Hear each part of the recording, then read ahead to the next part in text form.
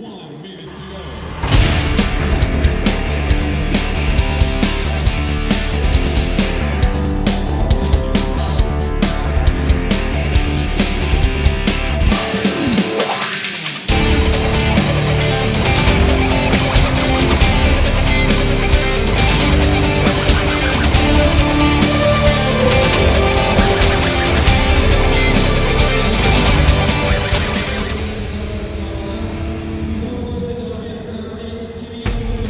Welcome back to day 2 of this 2017 Tashkent Judo Grand-Prix. This unique city with its mix of both modern and Soviet architecture plays host once again to this IJF World Ranking event. And after day 1 here in Tashkent, all 5 of the first 5 weight categories contested yesterday were won by 5 different countries, proving it to be truly international sport. Now today, 4 categories are up for grabs, and to introduce the first of the medal matches here on day 2 is Sheldon Franco-Rooks. Good afternoon, Neil, and good afternoon to everyone at home. The first of the bronze medal matches that we're going to feature has Catherine Boşamar-Pinard of Canada up against Busra Katipoglu of Turkey. It's Boşamar-Pinard in the white judogi, Katipoglu in blue.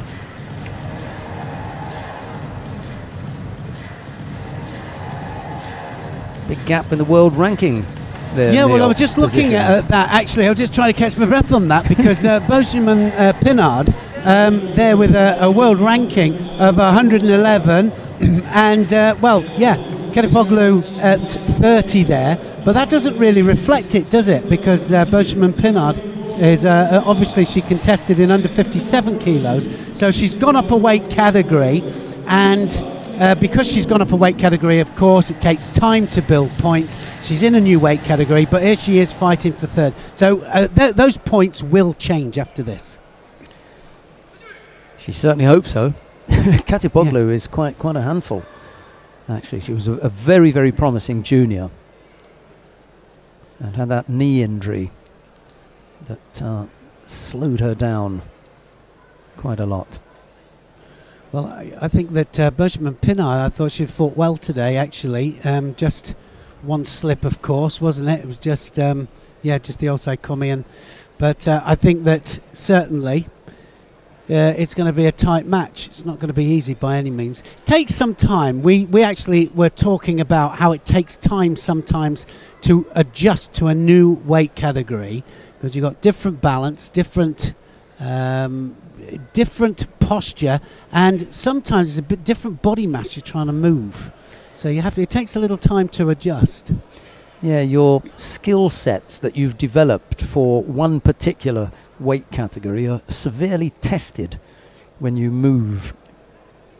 Yeah, I mean, and it changes, of course, as you go up the weight categories. It increases that difference in weight that you have to go up. I mean, from 57 to 63, of course, is not so much, but it's still, quite substantial. And especially, well, look at that. She's grabbing the leg there, Boşamar-Pinard.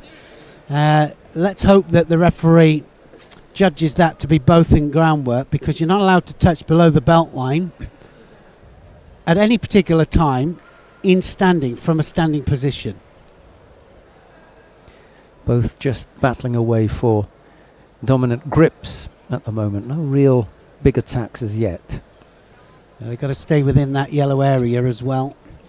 If they just drift outside of that yellow area, if you're not part of an attack, they just step outside, they can get a penalty for it. And if you push somebody out as well, you can get penalised. They're drifting just precariously around that edge at the moment. Katipoglu has been attacking with the classic sleeve and lapel grip, but she's looking to get the hips across, and it might be an idea if she wants to get past the defences of Boşamar-Pinard to have an arm around the back, a big arm around the back. Well, I agree. I just, I think that now this is a situation that could be dangerous here for Boşamar-Pinard. Well, it was Katipoglu, actually, wasn't it, that was in danger there. Katipoglu being turned over for the Sangaku Gatame, and you can't stay on all fours for too long. You have to make sure that you're quickly up, because if you've got somebody with a well-rehearsed move, and this is well-rehearsed by Beauchemin Pinard here, she's going to trap the head, and then she's going to just flatten her opponent out, and she's going to turn it into the hold down here. And this hold down has been one of the most used turnovers and hold downs in women's judo at the moment. And she's got the hold down. Osai Komi just needs to hold her there now for 20 seconds. So once again, a well-rehearsed move, very successful. You can see the seconds ticking up there, and like I say, 20 seconds she's got to hold her for, and it looks like it's going to be all over. And Beauchemin Pinard, is going to win third place. And I think first medal in her new weight category. Correct me if I'm wrong. Yeah, it could be. Big smile on her face, or grimace after her exertions. A bit of both. Well, I know that my wife will be watching that because she was tuning in to us, so she'll be happy. Medal for Canada.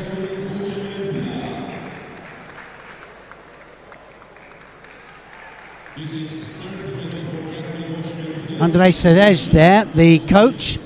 Very dear friend of mine and somebody I used to fight, of course. Many occasions I fought him back in the day.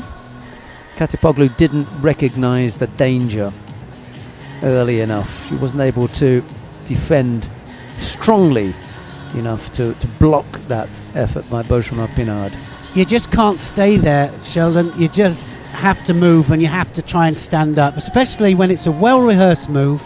That particular move there probably won 10 contests today alone for the ladies. And you have to have side control, or you have to have control on top.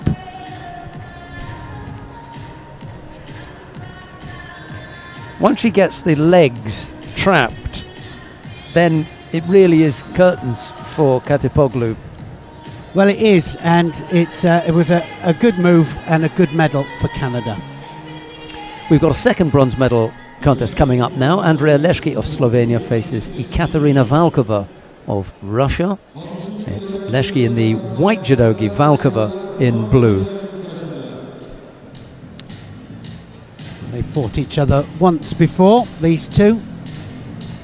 And Leszki lost to Valkova the last time out. Very close to each other on the world rankings. Ramzadin Saidov there of Uzbekistan, former fighter. You would probably find that difficult to believe by the looks of that neck there. And but there he is out there, former world #1 in fact.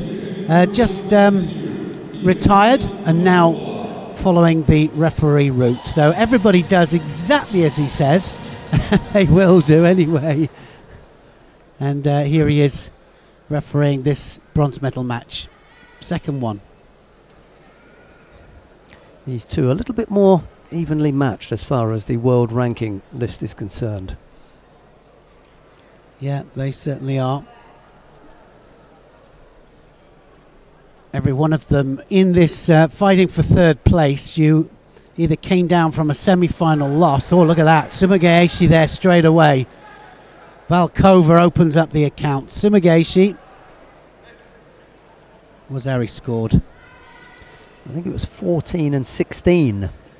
Yes, 14. Leszki is slightly higher in the world rankings, but she's already 1-0 down to their head-to-heads against Volkova. But she's now going to have to try and pull this back. It's not impossible. Looking for the arm lock there, Volkova. I picked Valkova in the Olympic Games in Rio as an outsider, and she proved me right. She was an outsider. It's not fair. Here she is, though. I was saying that you have to be at least a semi-finalist or quarter-finalist to have any chance of fighting for a medal at these Grand Prix Grand Slams. Anything on the world circuit. She's tried that several times, Valkova. Just too many times in her semi-final match against Antavazaka.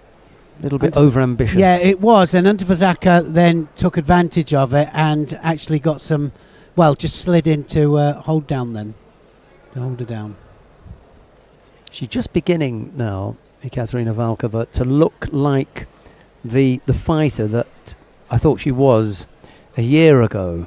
So maybe she's just a little bit slower in developing. Perhaps next year will be the year that she'll really come into her own and start winning big medals. Well, we were talking about it, weren't we, about how a lot of these teams really starting to invest their time and money into certain athletes, you know, athletes that they know, of course, that maybe are going to develop 1 year, 2 years down the line, or maybe they're looking a bit further ahead at the Olympic Games. And sometimes, of course, for the Olympics after that, 2024. Valkova then, a couple of times she's done the Sumigieshi and scored once. The other one was close. Yoko Tominagi this time. Leski is going to have to attack here. She'll have to do something.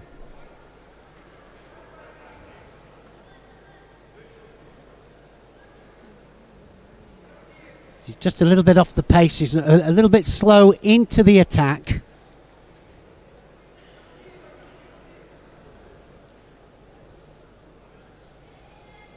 No penalties on the board, that's good. 3 penalties for minor infringements can be costly. That's going to be Osai Komi, is it? Well, I thought that was Osai Komi. Somebody shouted it there. She got the upper part of the body under control. Not quite there with the legs. Now then, she kicked that off and it'd be Osai Komi. Oh, my goodness me. Oh, that just went against her there. Look at that. Osai Komi against the Russian there. What a mistake by Valkova. That was incredible here. Now can she get out? She's in real trouble here against Leski. And she's really trying to pull out. She's out. Only just. Wazari each, and that was a massive mistake by Valkova. Valkova was holding, and she just tips the balance there, doesn't she, Leski? And turns on top to hold the Russian. She had to hold her for 20 seconds to get the ippon, but anything less was just going to be the Wazari. Valkova just manages to turn out. And Valkova has indicated to the referee that there's a bit of blood on the tatami. Now, that suggests to me that she's not in a hurry to continue. She wants to take her time, just settle things down. Probably just needs to calm herself down. Clever, clever kid. Let's take some time to gather ourselves. Do you know who comes out of that looking like a king? Saidov. He didn't call the Osai Komi. He didn't call it.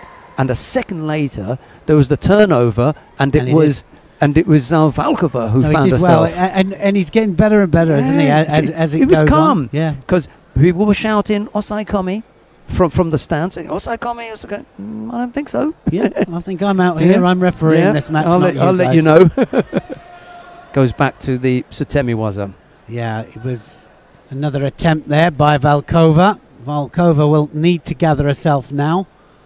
And again, she was in danger there. Leski was on top again.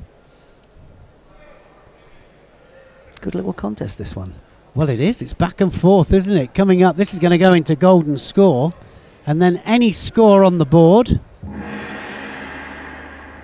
Now any score, any penalty, one Shido against will win the match. Any score, ground or standing, will win this match. So the seconds will tick up now, upwards.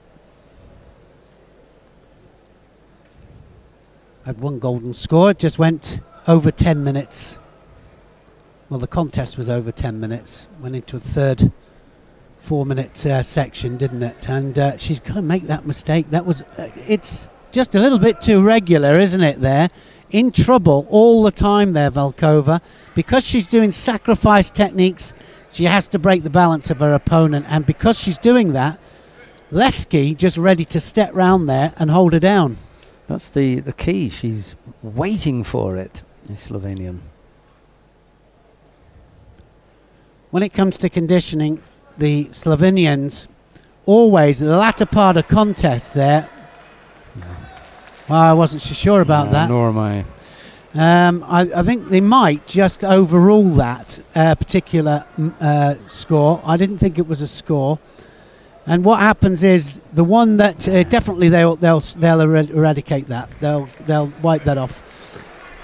You've got to change direction. Use your hands to control it all the way down to get the score, especially if it's a counter.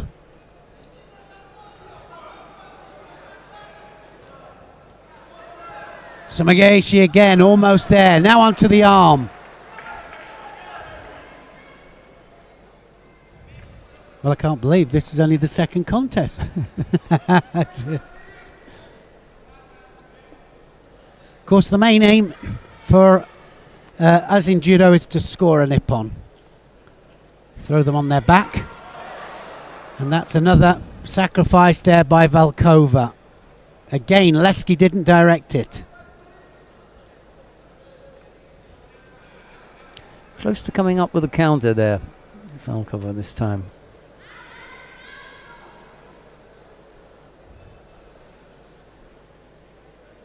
Three ways to win in Newaza: on the ground, by arm locking, strangling, or holding them down. That's going to be it.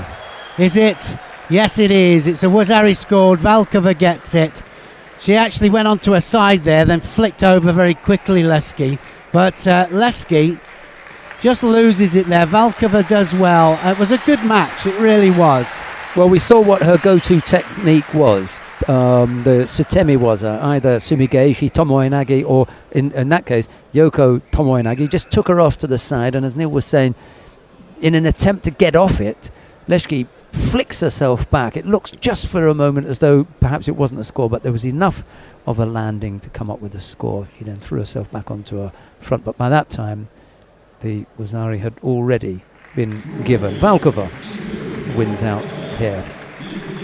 Yeah, what a good match. That was back and forth. Nearly made a massive mistake there, Valkova. Well, she did make a massive mistake, didn't she?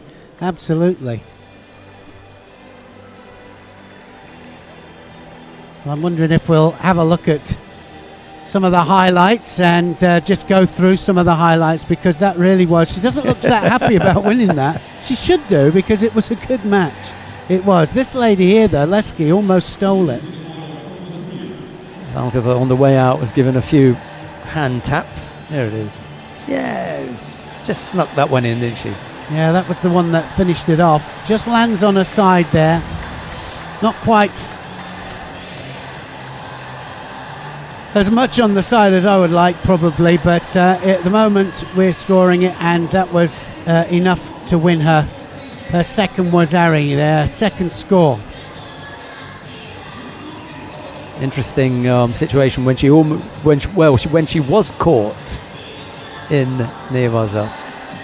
She couldn't hold on for the full 20. No, that was some match. It really was. Sets us up nicely for the final.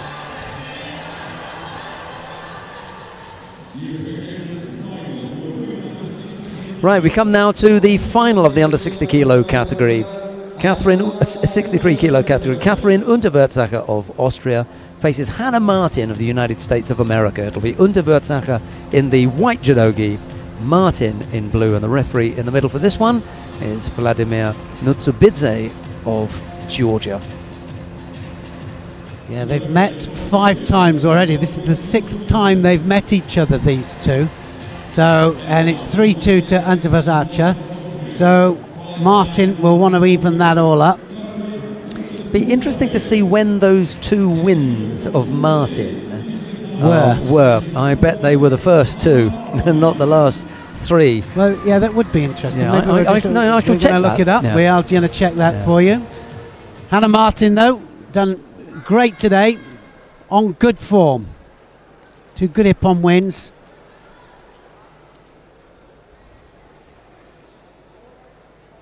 Left-handed fighter, Unterwürzacher and Martin. So we're going to be left to left here. Need to get away from the edge.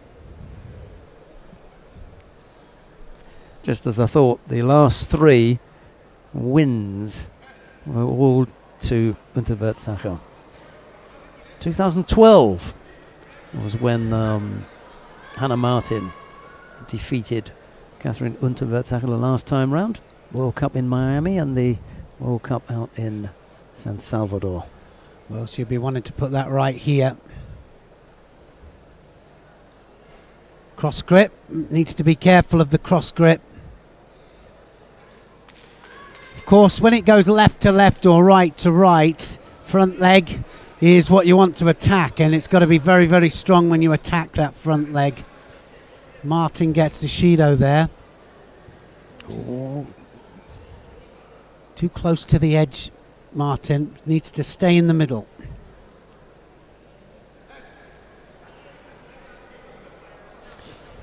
Yeah, Unterwürzacher's former teammate Hilda Drexler, who also went head-to-head with Hannah Martin, and Drexler was a three-time winner over Hannah Martin.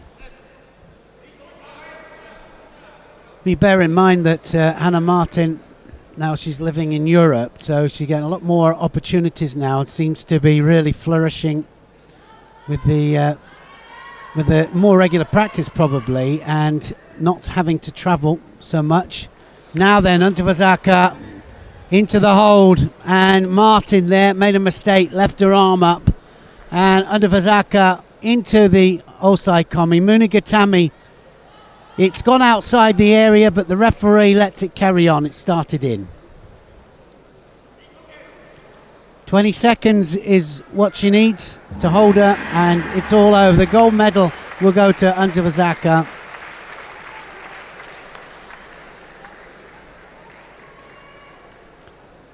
Came in here this morning as the number one seed, Catherine Unterwürzacher. She's lived up to her top billing. She takes away the top prize. There'll be disappointment for Hannah Martin in the fact that she got to, the final of a good-sized Grand Prix with reasonable competition in it, including Catherine Unterwürzacher. Just misses out. But in a few minutes' time, when she stands on the podium, I think things will feel a little bit better. Well, they will do. I mean, she's got to be very, very happy with that, Hannah Martin, because that was a good performance. Unterwürzacher there. Coach is happy. It's nice to see a smile on his face. He has another fighter who may make him just as happy tomorrow. Be looking forward to seeing Benedict Graf in the under 78 kilo category. Here's some highlights from this one. Well, this is what started the whole movement off there. It was almost Tewazo, wasn't it? She controlled the upper part of the body. Just flicked her over. Look at push off the legs there. Hannah Martin was trying to turn onto her front. Head was under control though. Munigatami just keeps the legs away there. Watch the Tewaza. Tewaza so important. We see so many now. Good Tewaza techniques.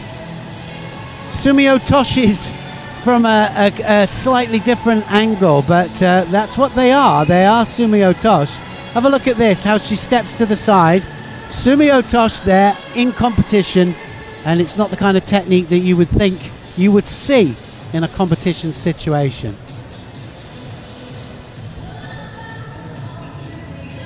So a good win, Unterwürzacher of Austria. She wins the gold medal, and the gold medals are all over the place, aren't they? 6 categories, 6 different countries. Well, we'll see what's going to happen with the medals in this weight category, the under 73 kilo category, and we have 2 bronze medal contests to bring you. The first of which features Telman Valiev of Azerbaijan. He's up against Mirzohid Farmonov of Uzbekistan. It's Valiev in the white judogi, Farmonov in blue. The referee in the middle for this one is Nedim Bayat of Turkey. Farmonov, very, very popular here. Crowd will be really on his side here. He'll have the whole crowd, and what a crowd it is in here. Great atmosphere. Look at that. You can see the crowd and the youngsters. There's so many youngsters around here, all judoka, obviously. There they go. There's Farmonov coming out. Valiev knows that he's got his work cut out.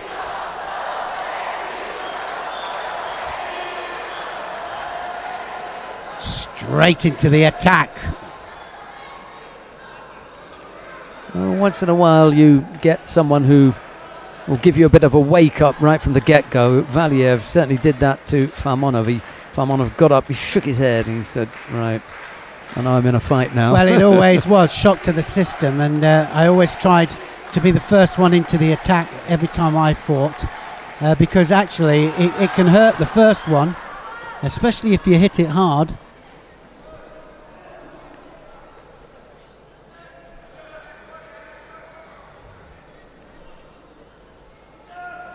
Trying the big Surigoshi there, off the belt. A lot of techniques off the belt, arm over the back. Such is the style of the Azerbaijan, Kazakh, Uzbekistan, Tajikistan fighters. They are either around the waist onto the belt, over the top of the shoulder onto the belt, in order to get lift and pull.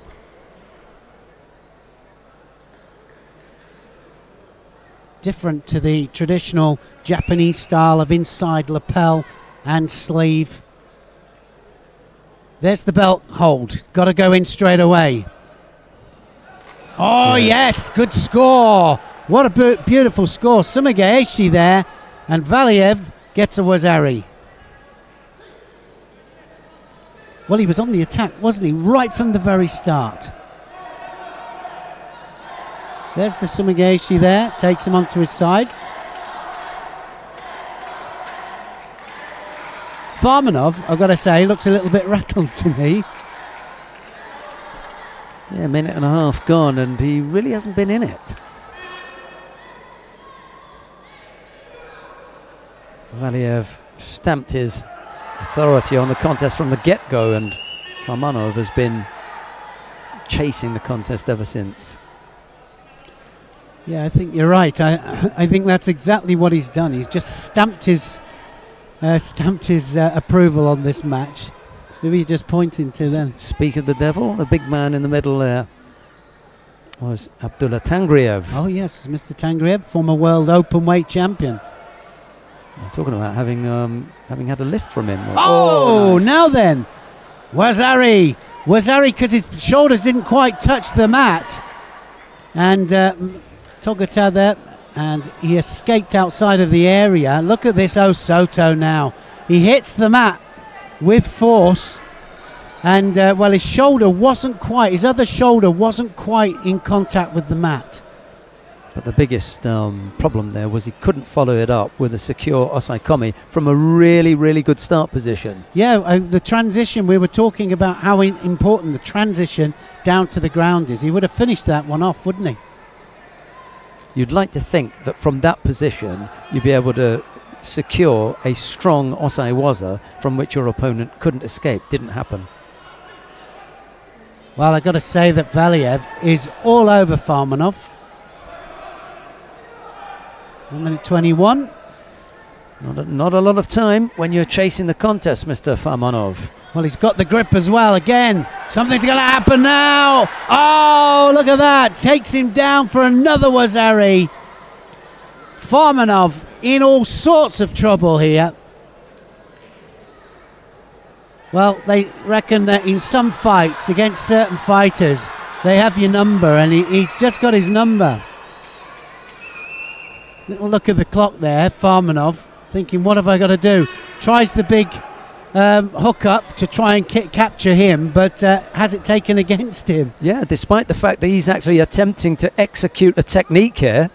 Yeah, well, exactly. And, you know, the counter there was such that he had such control of the midsection. And he's going to go again here. Watch these hips go across. Bit of wandering out there. The referee's decided to call Mate and bring them back in the middle. 37 seconds left to go. What a great match. No. Definite penalty for Valiev here. He's got to get it. Dropping, and he's obviously now thinking, well, I've just got to block out for 25 seconds. So slightly different tactics. Got to be Farmonov. Farmonov's got to do something. He's not up to it. He doesn't need to take any chances here, Valiev. Second penalty up to Valiev. Can't afford another one. Now is something going to happen? Oh, he's taken him over. Only before Wazari. He gets a Wazari for it. It's too late. Oh my goodness me. What a brilliant technique just to finish it off. Can you imagine that? You get thrown like that and you get up with your arms aloft. He tried the same thing, only this time it was against him. Valiev, to me, appeared not to work as hard at blocking that as he had earlier on. And he thought, okay, I'm going to go down. He manages to get an arm down. Once that arm goes down, the best that he can hope for is Wazari. He rolls over. He looks to wrap the leg around immediately because he knows there are only 2 seconds left. Wraps it round. No chance for the Osai Komi. End of the contest. 3 scores by Valiev. Farmanov came up with the 1, and it's the Azeri who takes the first of the bronze medals. Yeah, I'm just hoping that we get all of the scores, Sheldon, because that was terrific. It really was. First one, Sumigaeshi.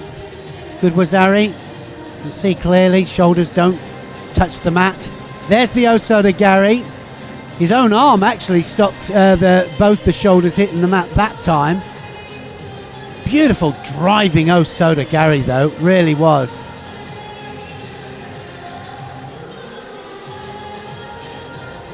Three different angles for the Osoto, and there was the counter. Catches Farmanov, takes him onto his back. Exactly the same thing happened when he gets caught himself for a score. Are we going to see it? I think we might. Still the same one. No, that was the same one. That was the third one. Brilliantly redirected that one. So just showing the ones that he scored. Right, we have another bronze medal contest coming up for you now. Kikmatilko Turaev of Uzbekistan faces Martin Hojak of Slovenia.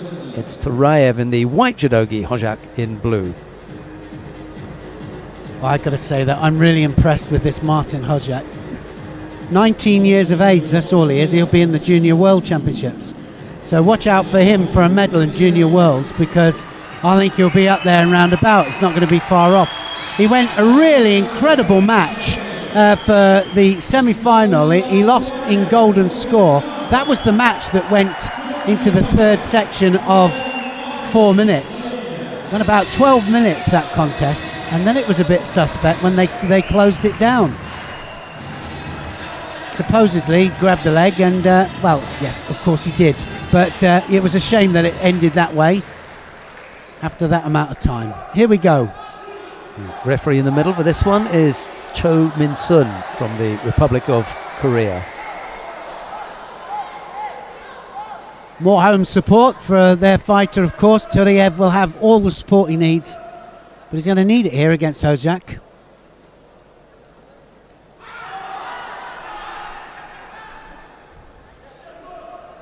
Really good balance, Hojak. He was not difficult to catch he wasn't easy to catch at all. In fact, he managed to avoid virtually every throw. Didn't avoid that though, that was a Wazari. Turiev, Sori Komigoshi. Look at the crowd.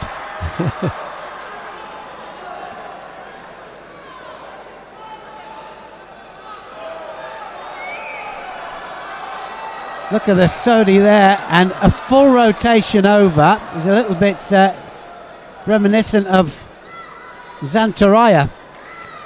Just goes with the flow. There are so many people screaming Ippon in the venue, but of course you would, because most of them are from Uzbekistan, so they want their man to win. But what you can't escape is that it wasn't Ippon. There's nowhere near.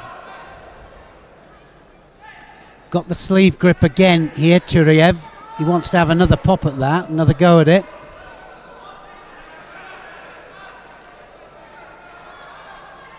2 feet out. Hojak should get penalised there. 2 feet went out the area, just walked out. 2 feet go out, you don't let them come back in. You just stop the match. That's going to be another score, is it? He landed on his elbows. I think he might have just landed on his side as well. Second was Ari.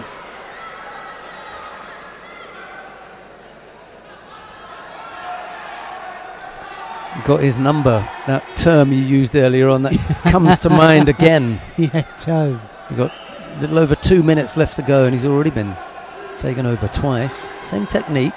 Came off the other side this time. I'm not so sure that was a score, actually, but... he left it on.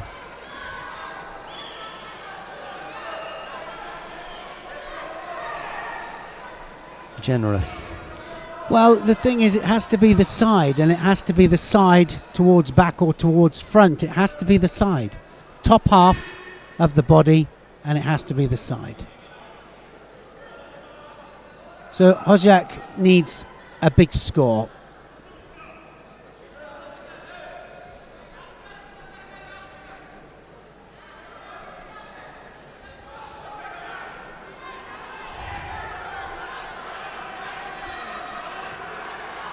Cross grip, any cross grip, got to go immediately, have to attack. Any unorthodox grip, you've got to attack immediate.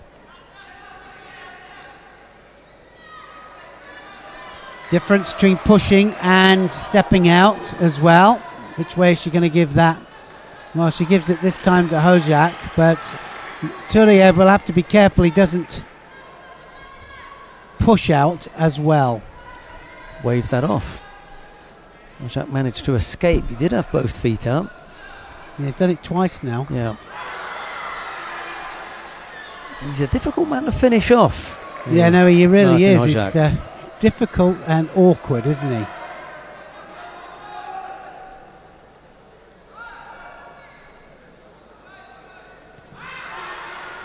Surely that's got to be a Shido there. Shido just on your board there, you can see it just depicted by that little yellow flag there. 3 of those, and it ends the contest. Turayev escaped being punished for that false attack. Yeah, several ways you can get them here. That's going to be a penalty. There's one. Not attacking. Pushing out the area, stepping out the area.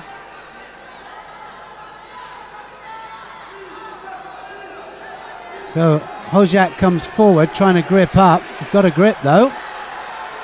Turiev just letting the seconds tick away.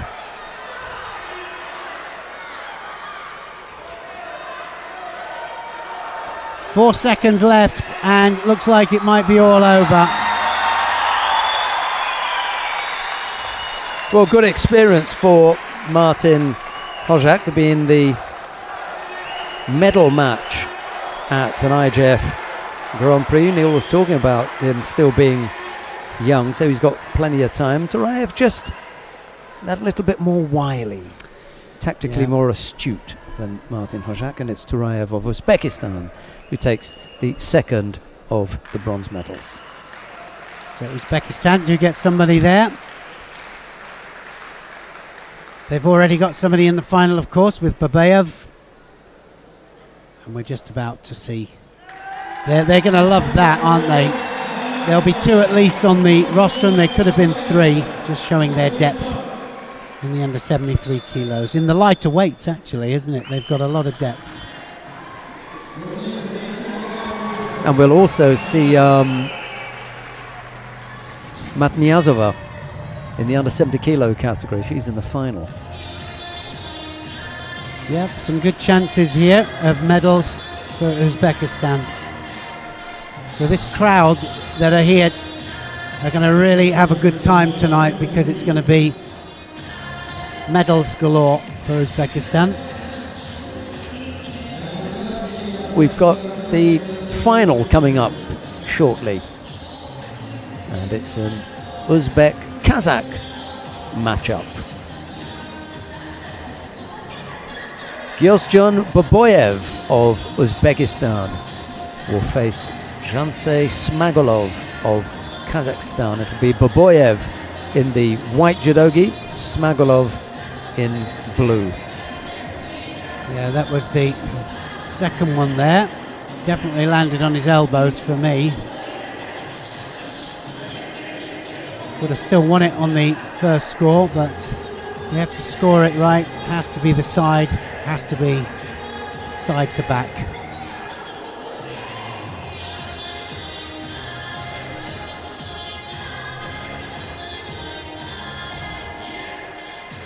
Big smile on his face. Says it all.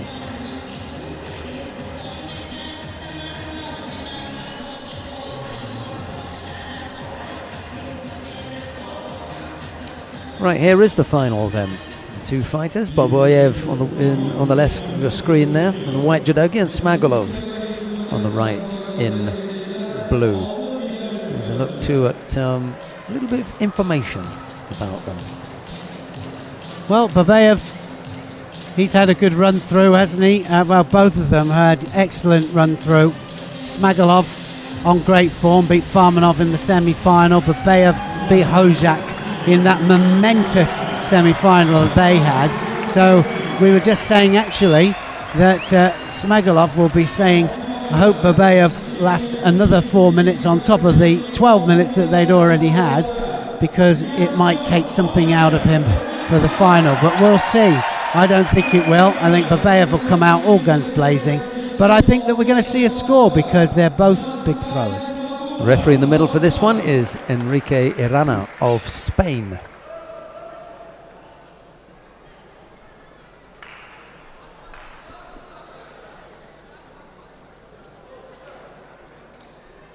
So many unusual techniques here in Uzbekistan. Just operated slightly differently, coming off at different angles. It makes it very, very interesting. They're like hybrid techniques. They're normal techniques. They're the same techniques that, of course, originated with judo throughout the the last 100 years, but just gone in slightly different direction. They've got a different direction, different hand grips for some of the techniques. And it makes it just so interesting. So Babayev now has the sleeve. Now he's got the lapel.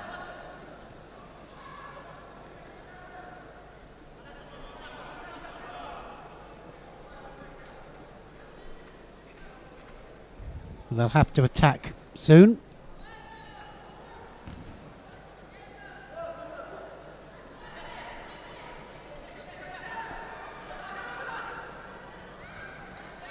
They're looking for the turnover here. He wants to turn it over into the hold.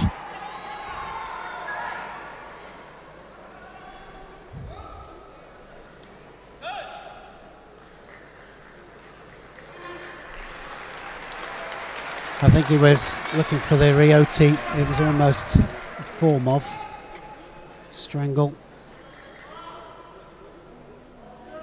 Also a turnover into hold down as well. Sianagi this time, Smagolov.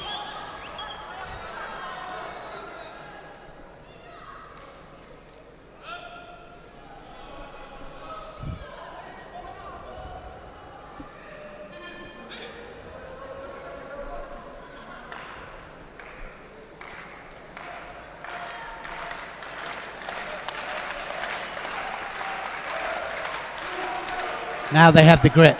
Oh, Uchigari, somebody's going to go now.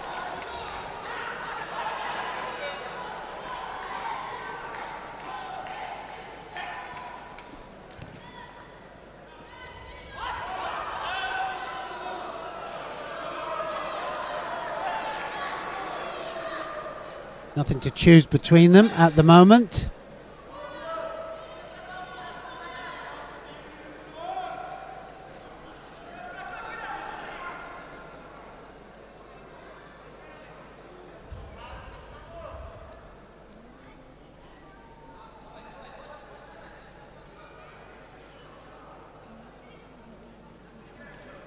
I think now Babayev knows that he's got to be first in for the attack. Smagolov I'm wondering if it's him. Yeah, he's going to get the penalty there, just stopping the hand coming across.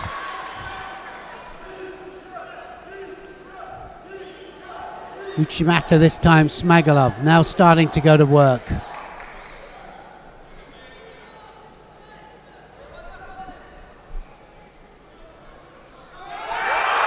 That was close. Oh, went for the pick-up. Every time they go around the waist there, the crowd were almost in there with him.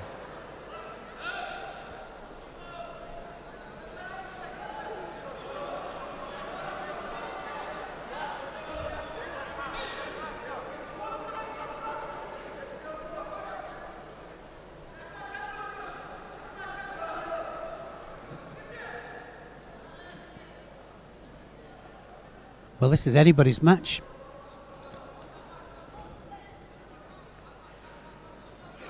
Oh, that's it! Hippon scored. Smagolov just takes him over there and he literally just puts him onto his back, doesn't he?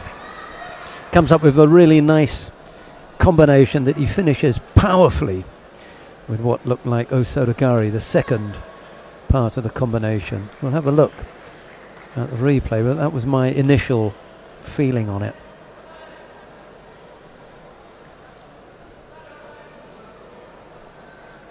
Wow, that really came out the blue, didn't it? Excellent stuff that was. Shocker.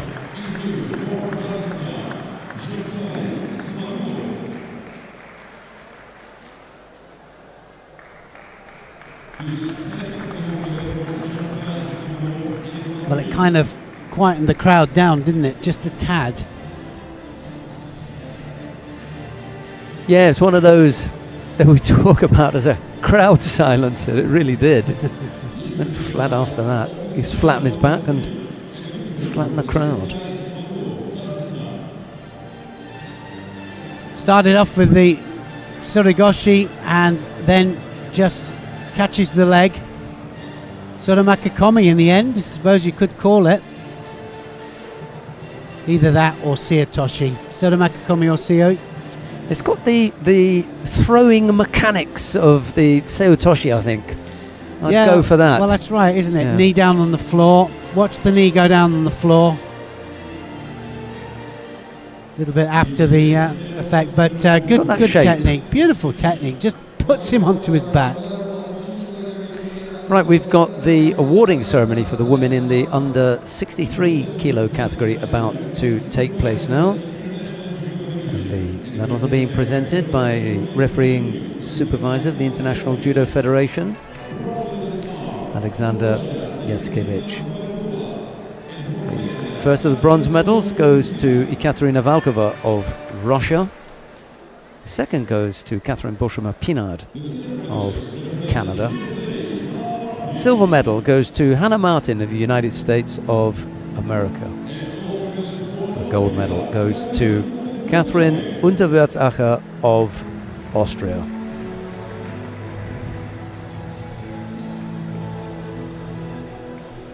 Good performance from Unterwärtsacher. She just chose her moment, didn't she? It was the Sumio Toshi, and I'm calling it Sumio Toshi. Yeah. I think it was, wasn't it? I agree with you. Directed her over there with the hands and made sure that she had good control for the Munigatami. Gold medal for Austria.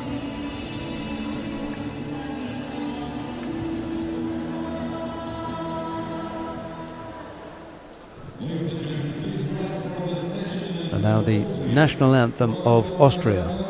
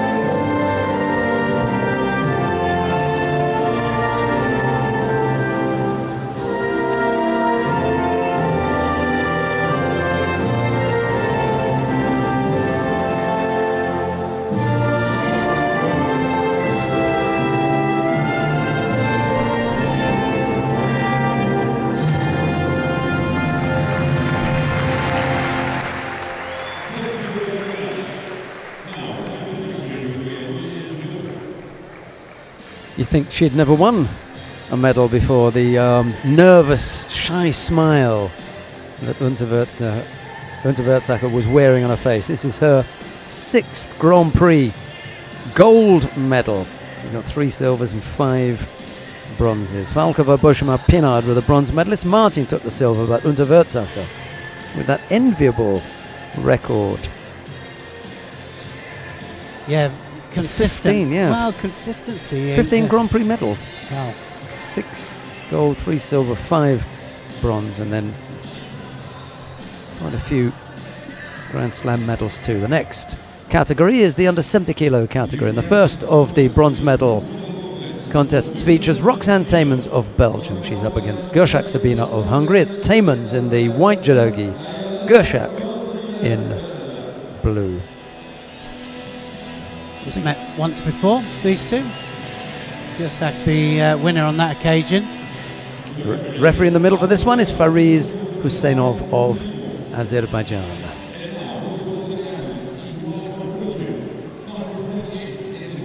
Well, Roxanne Taemans recovered, didn't she?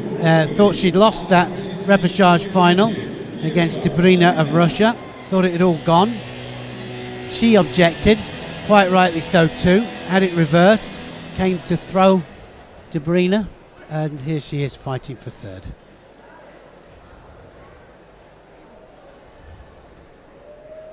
Taemans in white.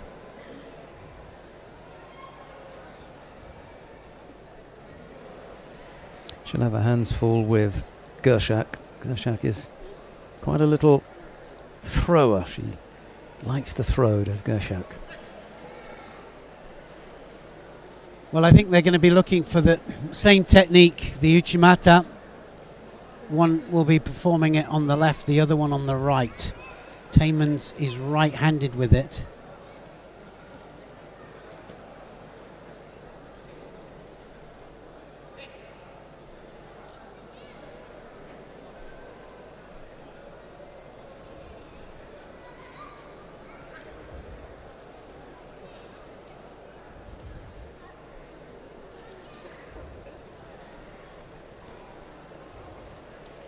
Both of them looking to get past that front leg. Oh, she's taking her down, Wazari. Well, it looked good, the original entry in for that Uchimata, but just overpowered. Taken backwards for the Wazari. Uranagi.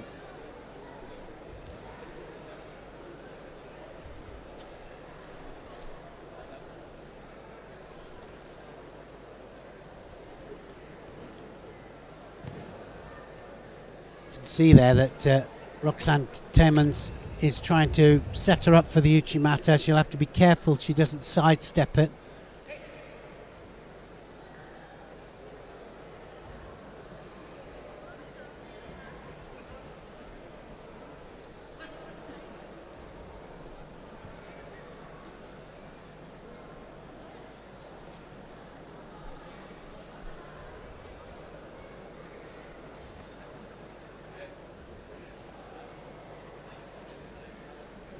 There's the right leg that causes all the problems. When you're fighting somebody opposite, you've got to either go round it or you've got to hit that leg hard.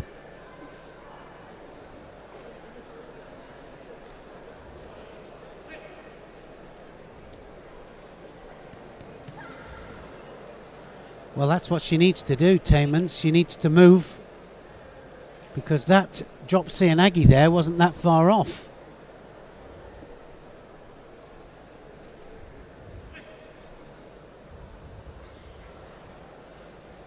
Still the single score for Gershak. The difference between this pair. Taeman's battling away over on that right side. But it's a good defence from Gershak, just pushing the hips down and keeping her away. Nil. Well, I was going to say, I mean, you need to go over that other flank, don't you? That's, again, just travelling over to the other side, the other flank.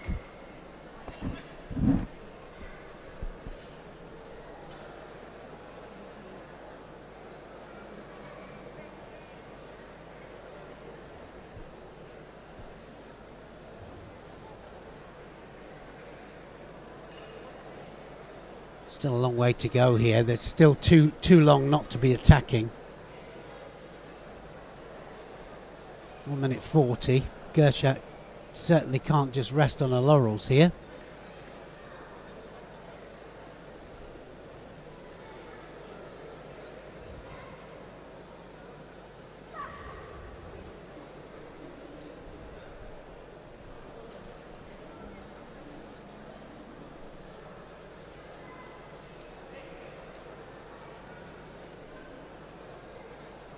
Roxanne Taymans of Belgium needs to go forwards now, really take the fight, get Gershak moving.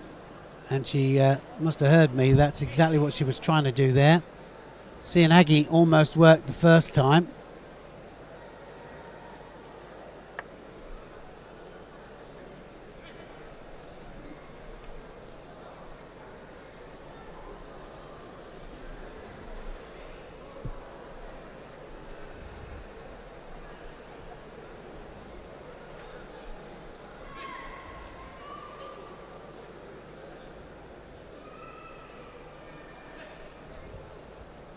And penalty up there, Gershak.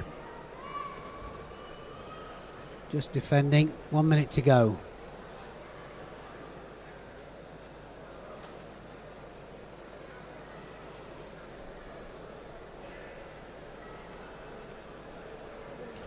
Well, it doesn't look impressive, does it, when they're trying to get round that front leg?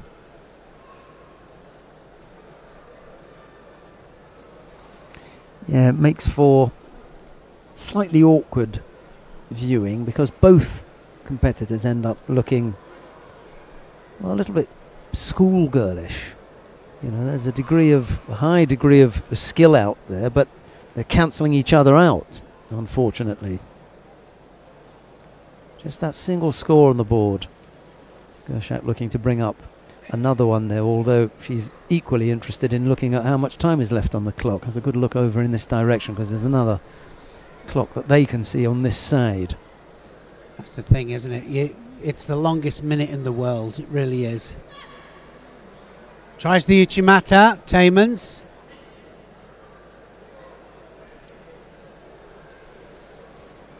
Yeah, that single Yuko is going to do now for Gershak. 20 odd seconds left to go. Taymans hasn't really threatened Gershak with a serious attack. She had a couple of goes at that little sit-down Yoko Otoshi. That never materialised. The Uchimata on the right side, maybe she had a couple of stabs at that. That also fell by the wayside. So it's been a lean pickings for Taymans, I'm afraid. Last 5 seconds then coming up, and it looks to me as if it's going to be too difficult for Taymans to get this score back. She's the one that's got to come forwards.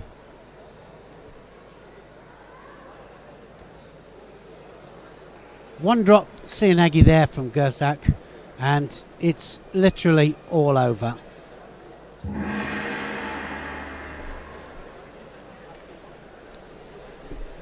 So the single score proved enough as Gershak Sabina of Hungary takes the first of the bronze medals in the under 70 kilo category. Takes that from Roxanne Taymans. Disappointment for the Belgian, I'm afraid.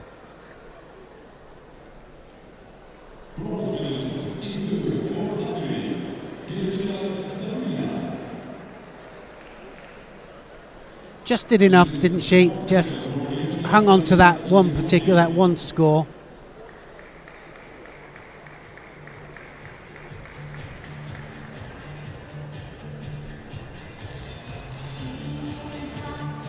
Time for a few autographs before I collect my check. You're a manager, aren't you? I'm going to be looking for my cut. Well, it keeps the fans happy, doesn't it?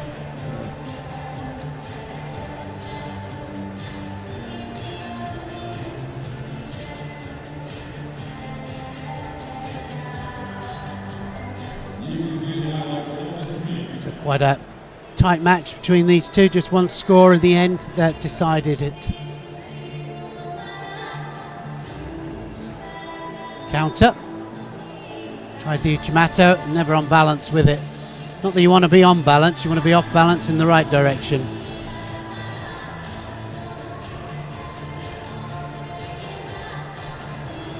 Urasak just manages to Uranagi, her opponent there, for the score. Wins the bronze.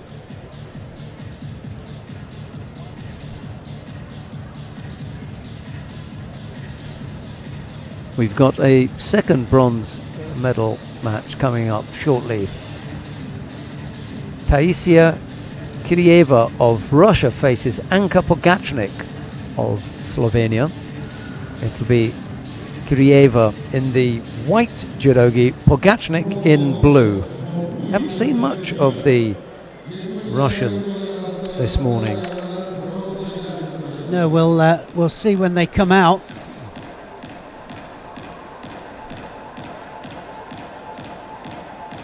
No world ranking, Kirieva.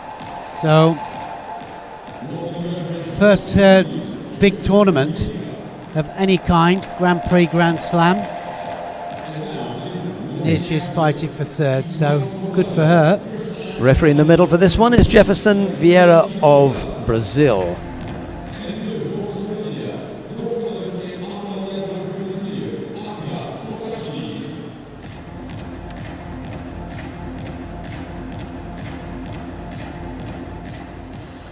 Kirieva in white then, Pogacnik in blue.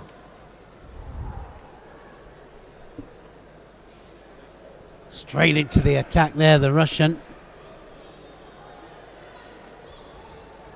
Now is that on? That was really fast transition there into that.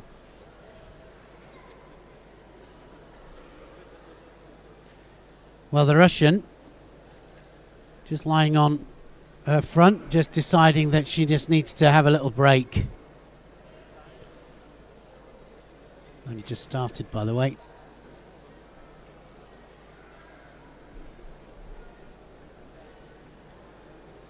Pogacnik was the one that lost in the semi-final to Emily Suk of Denmark, who's in the final. We'll see her next fight up. Kirieva had to come through the repechage final.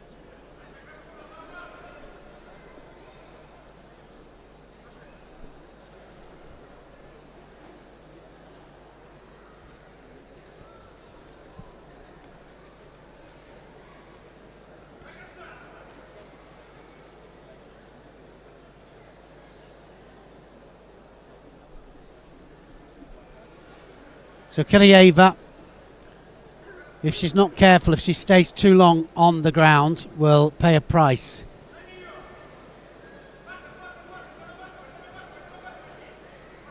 There she's on top, of course. Made that mistake once before, haven't we, already? Now, can she get that leg out? She can tie that top half up there. Just try and get that leg out. If it's progressive, and she might just change it to the Jujigatami there. Just manages to pull the arm in there, Pogacnik. Well, the last time we saw someone make that mistake was another Russian against a different Slovenian. It was Ekaterina Valkova and Andrea Leshki. So she might have been paying attention to a teammate. She could have.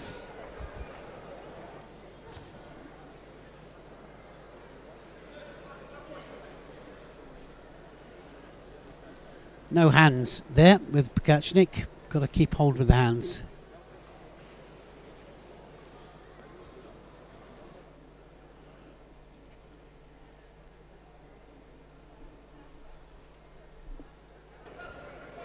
Well, someone I used to know very, very well, quite high up in women's judo internationally, said, "Let's get this show on the road. See if we can get the..." There you go.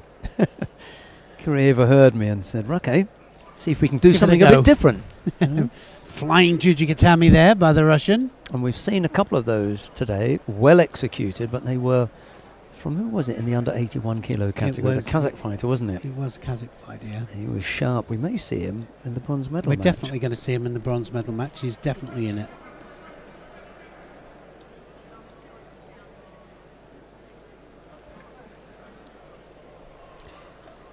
Abu Aliyev. Yeah. I think that's the boy. Drops Sianagi this time, and Pogachnik there just manages to fall flat on her face, actually, because of Kureva.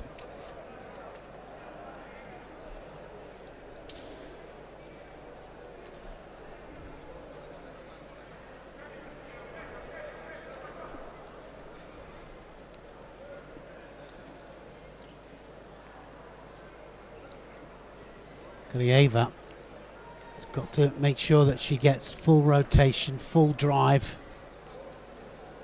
whenever she drops for the Yoko Sotemi, and that's why gets a Shido for it. That's a better one. Osoto. Osoto going into Soto Makikomi then.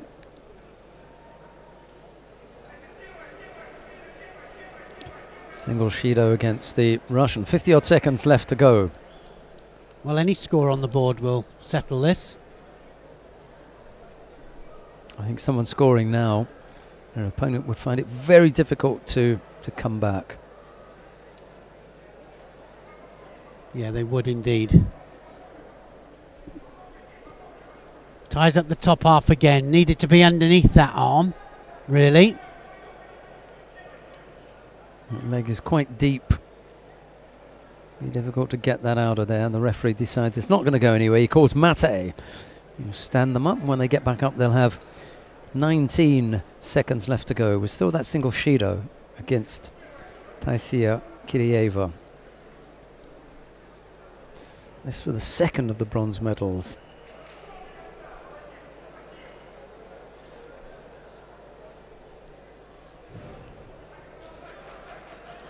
Yeah, I don't think either one of them has looked like they're going to do any big throw, but that was about the closest we've been, actually. Pogachnik there underneath for the Sianagi. It's going to go into golden score. Well, I would say that any one Shido or any one score, any score from a throw, hold down or arm lock or strangle will win it. If now Kureva can get the other one penalised, Pogachnik then would have to get another Shido or vice versa for the match to end. Yeah, so now that we moved into golden score period, Neil's point there is very valid. Pogachnik has a slight advantage in as much as she could afford to pick up one Shido, she'd still be in it. Kirieva, however, cannot. Can't afford another error. No, one more error with her and it'll be all over. So it means that she's got to attack at the right time. She's got to make sure she's regular with her attacks. She's also, it means that she's got to make sure she doesn't do any infringements stepping outside the area. Only had the jacket to throw. There was hardly any body left in it, so Threw it for Ippon though. No purchase there, yeah. Well, she's definitely putting in the attacks.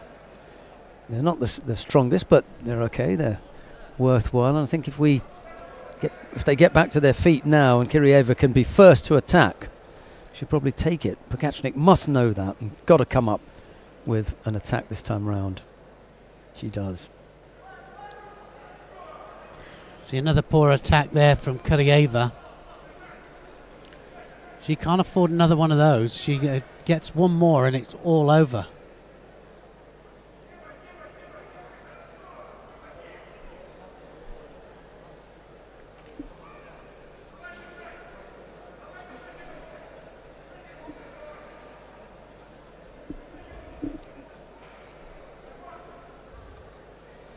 Soto Makikomi. She's come close with that on a couple of occasions. Just can't get the finish and to get her opponent turned onto her side. But for as long as she can keep that up, then it's worth going there.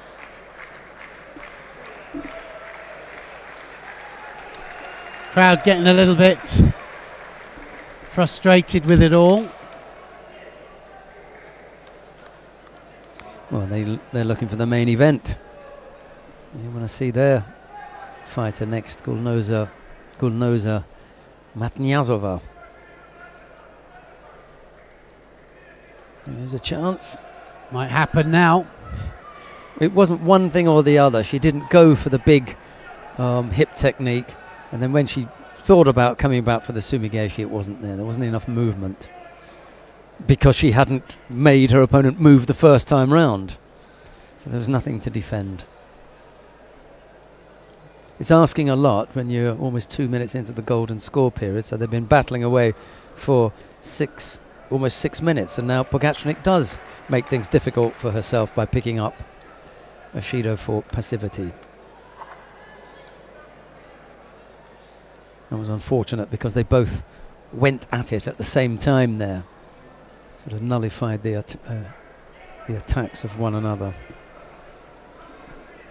Last 2 minutes, halfway then, and, well, no, it's not halfway, is it? We're 2 minutes in to golden score. We've already done 4 minutes. There's Osoto. Now then. No hands at all. The importance of Kazushi, we were talking about it last couple of days, just how important it is to control with the hands. That's it. It's a score. Just drives her off to the side there. Pogačnik just gets the Seoinage, and the Russian, well, can't believe it. Well, she was actually ahead on attacks at that point. But then Pogačnik, you know, feeling the pressure, cleverly came up with a strong attack. That one failed, but immediately after, before Kryeva could have a chance to settle, attacked her again, and it worked out for her. Came up with the single score that wins the contest and the bronze medal for the Slovenia. Anko Pogačnik takes the second of the bronze medal. It's a 5th place finish for the Russian.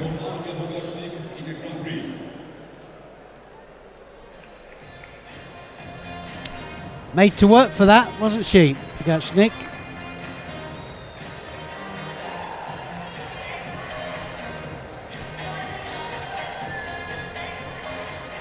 You can see the highlights on the screen.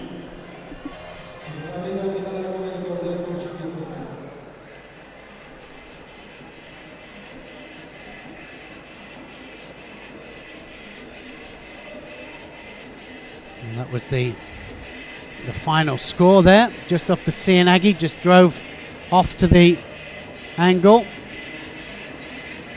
Pushed off the legs there. Good control of the arm, just pulls the arm in. Just gets trapped there, doesn't she, as she goes across. You know, the hand that would normally push in the back to defend, that gets caught there and she can't get off it. Yeah, I think also the driving off the back legs, just driving and driving till eventually she had to go over.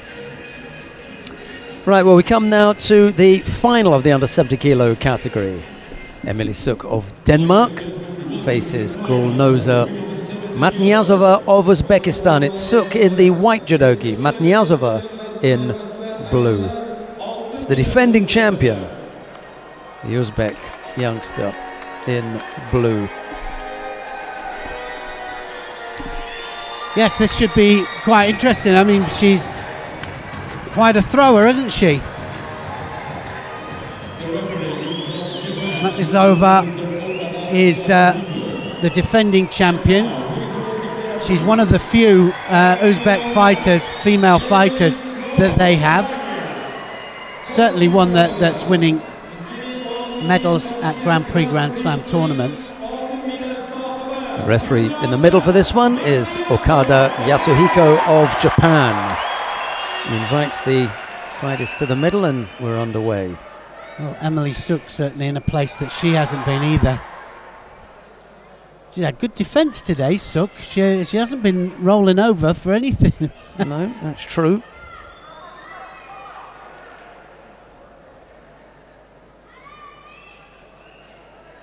And she had quite a lot of success with that as well. Scored a very important point with it in the semi-final.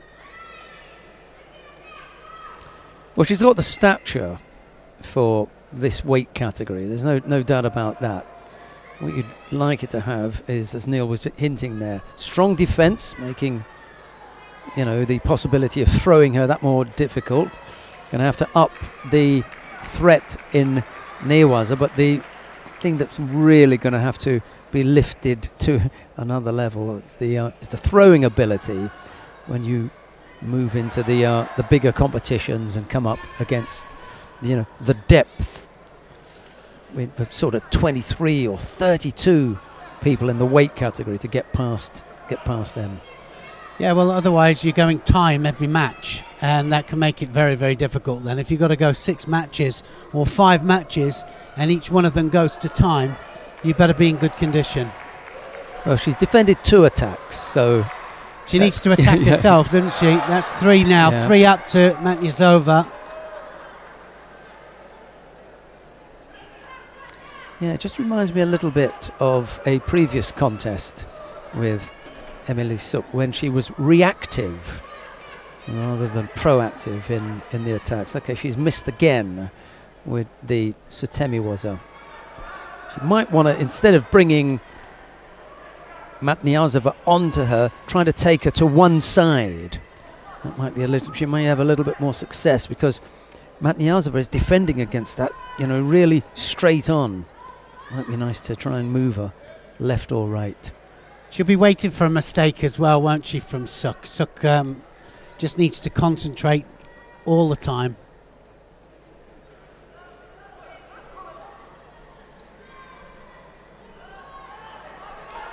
Oh, looking for the strangle now then. Has she got it? She might just have that on. That might be on. It might be. The Osai is on, as well as the Shimiwaza there. So he's called it. She's tapped out.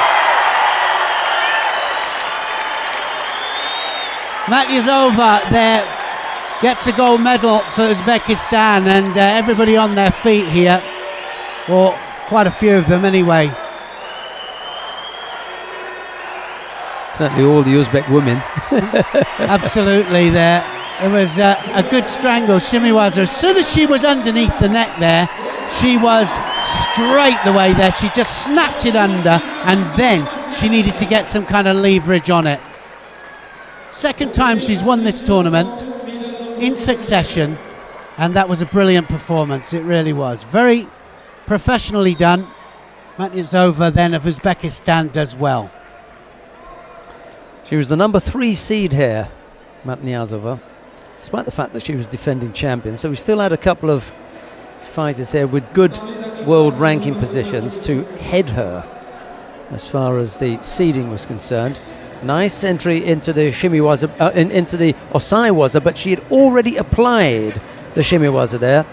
And Mr. Okada looking at that carefully. So here's the Shimiwaza is already on. She's rolling into it. Shimiwaza is on. Osaikomi is called. She applies the Shimiwaza even stronger, and eventually Emily has to tap out. Yeah, it was really good opportune newaza. Good transition. Good catch, and what we mean by the catch is that she was underneath the neck. She needed to be underneath, not across the face. It was underneath, but she managed to turn her at the same time. She was in the Osai Komi, and the pressure against the neck was just too much. It was all too tight. As it wound round there, it got tighter and tighter. But credit Emily Suk.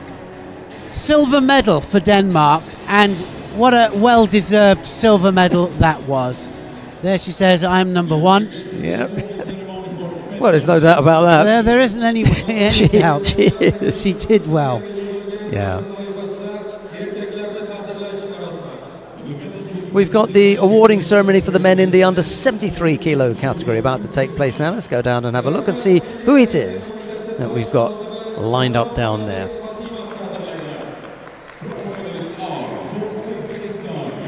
Right, the bronze medal winners. First of all, go to Hikmatilko Turayev of Uzbekistan and to Telman Valiev of Azerbaijan. Silver medal goes to Gyoshon Baboyev of Uzbekistan, but the gold medal goes to Zhansai Smagolov of Kazakhstan.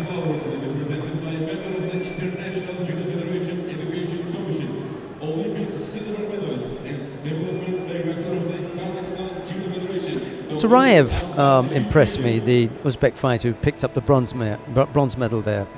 Yeah, he looked very strong, Turayev. He really did, and actually took Hojak to pieces, didn't he? Good, actually, it was good contest. It was a very good contest. Hikmatilok Turayev. I hadn't seen him before. No, and well, the gold medalist, of course, Smagolov. Yeah, good man. And now the national anthem of Kazakhstan.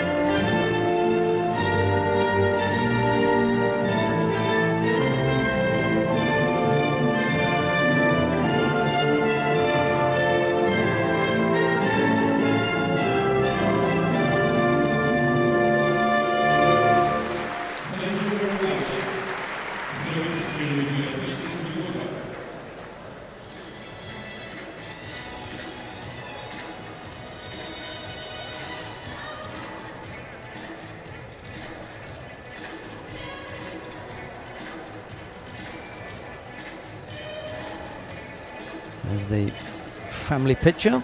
The two bronze medal winners on the right side of the screen are Turayev and Valiev. Boboyev was the silver medalist, but Smagolov takes the gold medal. We come now to the last of the weight categories that we've got to you today, and one of the most exciting fighters that we've seen all day. It's the bronze medal contest in the under 81 kilo category. Beksan Abdualiyev of Kazakhstan faces Fagan Guluzada of Azerbaijan.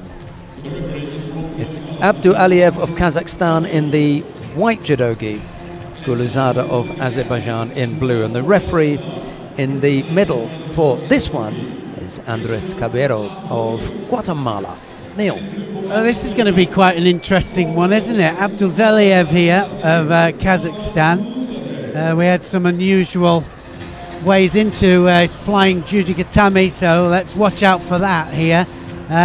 Guluzada of Azerbaijan, beautiful Uchimata. He had the throw of the day, actually, the throw of the day with that beautiful Uchimata at the beginning.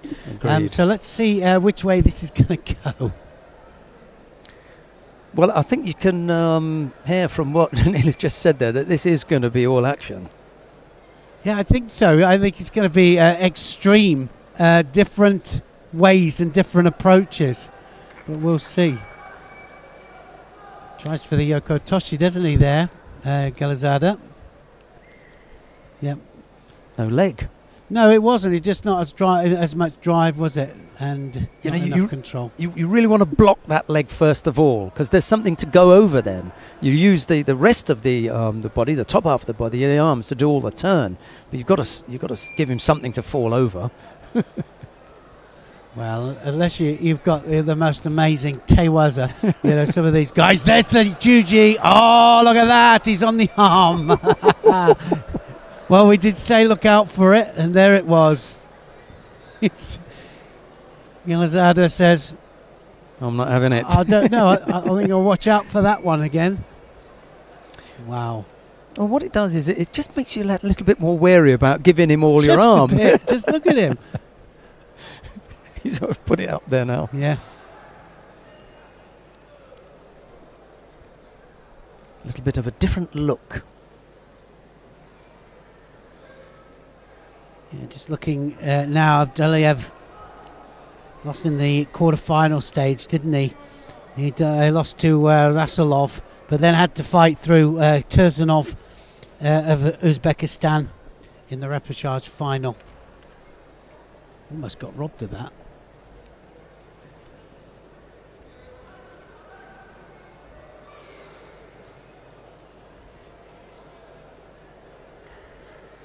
So now Gulizada has to do something, because definitely it's Abduliev that's ahead on attacks. Still nothing on the board though. He does the same, just down there for that Yoko Satemi. Yoko Toshi off to the other flank.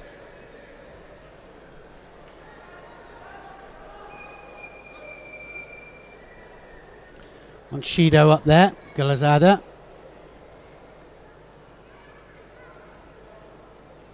Means he needs to attack more. Having a real problem catching that sleeve in order to initiate the Uchimata. He might do it now. Has he got enough space? He might feel some danger from inside there. That's why Gulizada might not be doing it. He's not committing in. Because he'll know that if he starts to go in there, yeah, there's a certain body shape, and also they lean on you, and there's something that transfers through the hands. You feel it. Well, yeah, you kind of feel the danger, and you know that you're going to go upwards. Yeah, he hasn't been able to get the right grip on, and he hasn't got Abduliev in the right kind of stance for him to launch that Uchimata. No, it's not the right body position. Two possibilities, of course. You move the target in front of you, or you move in towards the target. I like the move the target. Get him just, you know, moving to where you want him to be. Yeah, and it's difficult. Of course, the most difficult part of that is that you can't always get the grips to do it. 2 feet out there. Abduliev, for me, was 2 feet out. Best thing to apply on that edge, just as they're looking for their balance, is Ashiwaza. Well, and again, that was a false attack. That's a Shido for me. Yeah, because he's not interested in gripping up, and yet all the pressure is coming from Gulizada. He was the one who was pressuring him. He picks up the penalty. Mind you, he hasn't attacked. He's just been posturing. Yeah. But oh well, 2 penalties against Gulizada. He can't find his range at the moment. No, he definitely can't find the range, and he's not got the right position for the Uchimata at all. Now he'll come in. Beaten to the attack every time here. Abduliev. Yeah, good shape, like you say. Sheldon's saying he's got a good shape here, and he has. He's got good defence. Just making it difficult for the Azeri, yeah, I think. and not only that, beating him to the attack every time. Part of it is beating your opponent to the punch. I mean that metaphorically speaking, but the Uchimata there from him, just left his arm up. The difficulty for Abduliev is that even with 14 seconds on the clock, he hasn't scored yet. No, well, and it goes against the run of play sometimes. It does. You just need one little score there from Gulizada, and he'll steal it. See, and we've been looking for the big finish from Gulizada. Maybe just a small one. He's a quick look at the clock himself there. Is to reset now, just have a quick think and say, okay, where's this going now? Because I kind of feel that Abduliev is going to play those 2 cards. That would be the mistake he'll make. He'll try and play some kind of, you know, tactical game to draw a 3rd penalty for Gulizada, and that may very well let him in, because up till now he's been fighting one way. If he changes that tactic, it could let Gulizada in. Yeah, just needs to attack. Do what he's been doing. Yeah. Watch out for his feet there. He's bad on the edge. Tries for the big score though. Does. 13 seconds gone. One attack up there, Abduliev.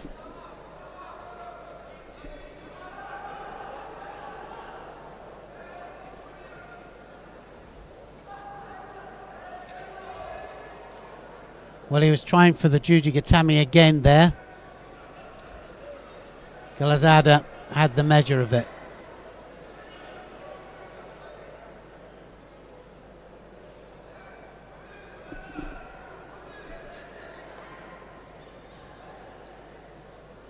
Well, again, he's close to the edge, Abdulzaliev.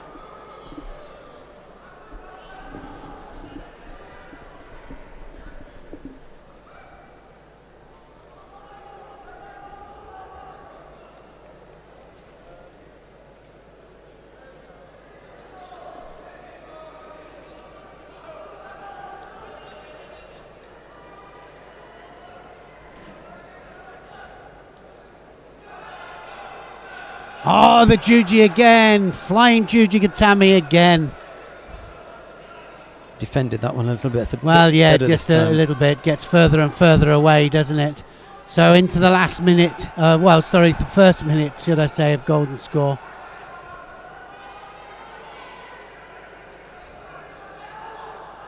Galazada has to attack. He knows he has to. One more penalty for him. It'll be all over. There's the Uchimata. And tries to tip it this time, Abdulzaliev.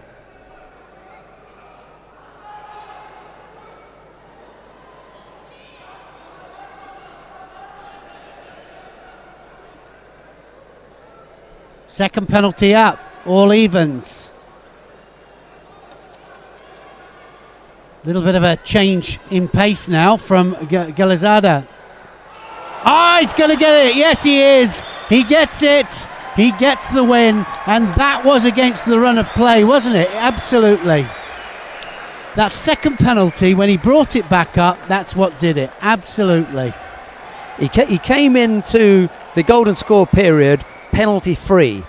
He ends up picking up 2 penalties. Now he's gone 4 minutes. He's gone 4 minutes without a penalty. And then he picks up 2 within inside a minute and a half. We were talking about this change, the change in the way that you approach things. And then he does something that he didn't do for 5 minutes, which was give up a score. Yeah, well, and also, you know, as soon as he picked up the second penalty, all of a sudden, Galazada just suddenly realised, he says, I've got a chance of winning this now. And he ups the pace and takes the fight to him. That was a great match from those two. It really was. It was a real good match. And we were looking forward to seeing both of them because they were both exciting fighters. They kind of nullified each other in the first couple of minutes. But after that, when we did get the finish, it was a good one. Yeah, it was really nicely taken. We're going to have a look at it again. Got some highlights coming up. I think we have.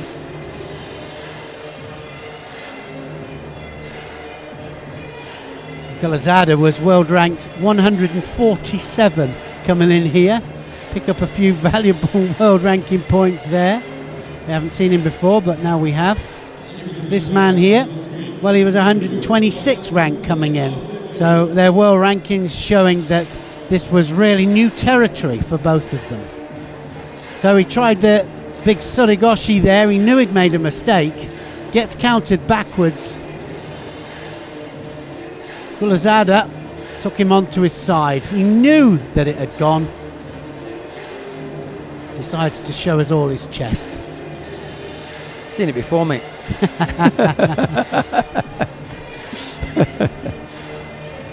He is an exciting fighter. He's a very, very, very good prospect. And I look forward to seeing him again. Yeah, it was well controlled, wasn't it? Very well controlled. Took him onto his side. Gets the score, and well, he's angry, isn't he? Abdulzaliev threw it away. Got wrapped up there, didn't he? Yeah, just threw it away. Just came in at the wrong angle.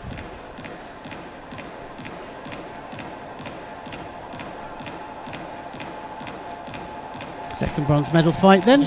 Right, coming up next, Sharafidin Boltaboyev of Uzbekistan faces teammate Kamolidin Rasulov. It's Boltaboyev in the white judogi, Rasulov in blue.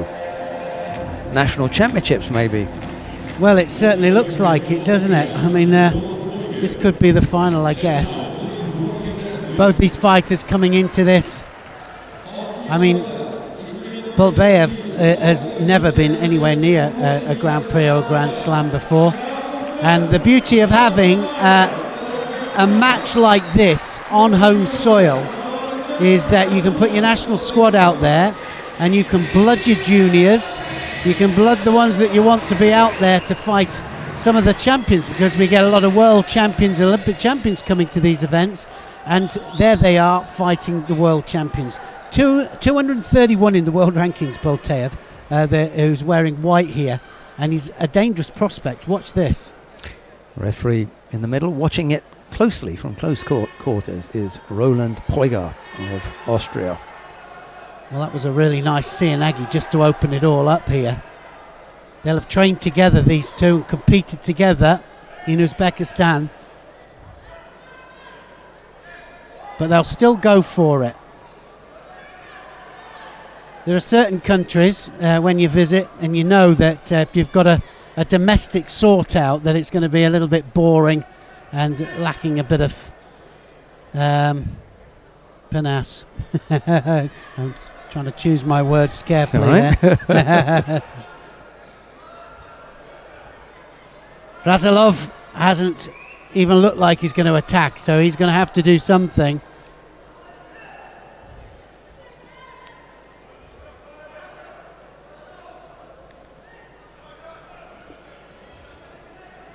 Boltaev has come out here almost knowing that he is the superior fighter here, so I don't know whether it's something that both of them know, but certainly Razalov hasn't looked like attacking. Great opportunity, of course, for both of these, because the winner will probably get selection for other events here, so it's high stakes.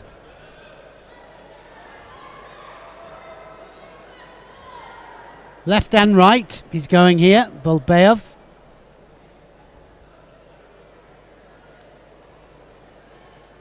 Well, not one attack. Razalov not even look like he's going to attack. Just waiting for the... He's going to get a penalty now. It's going to happen. Because he hasn't even done one attack.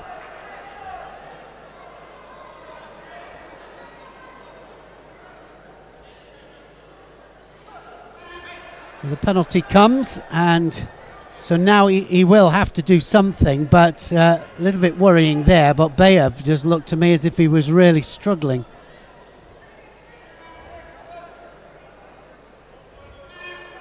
Won't be good if it goes into golden score. Good Ashiwaza. That was good opportune Ashiwaza as well.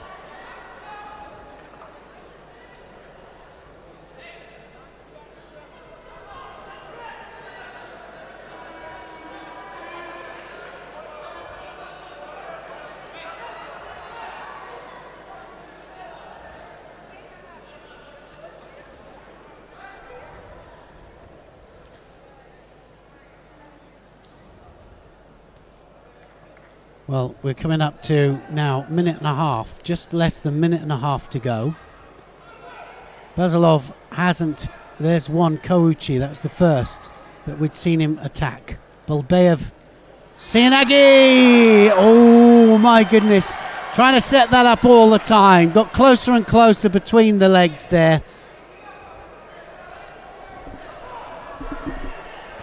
What a beautiful Sianagi there, just uses his hand to Barani off it, not his head, luckily for him. Otherwise it would have been all over.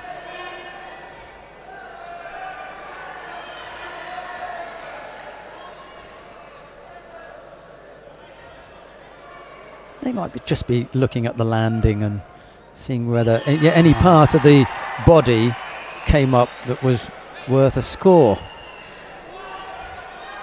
I'll have to have a look at that again. I didn't think that warranted a score, but I mean... Well, first time round I didn't think so. I was looking at the acrobatic avoidance of the technique, and then when they showed it in slow motion I thought, hang on, there might be a score here. But well, he's always looked to me as if he knows he's going to get a score like that, Boltaev, so I wouldn't be surprised if domestically they fought before and he's come out the winner here. Well, for Boltaboyev, he moved up last year from 73 to 81, so it could have been that he was kingpin in the weight below, and now has to make a bit of a mark because he's moved up, so he's come up a little bit cocky.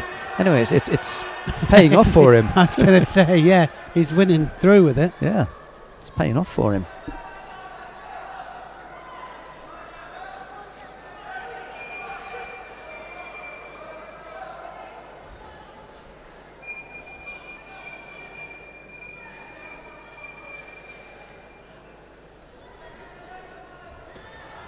We're just looking at the results in the past. Boltaboyev at 73 kilos, he was second place in the Asian Championships. Not bad. No, not bad.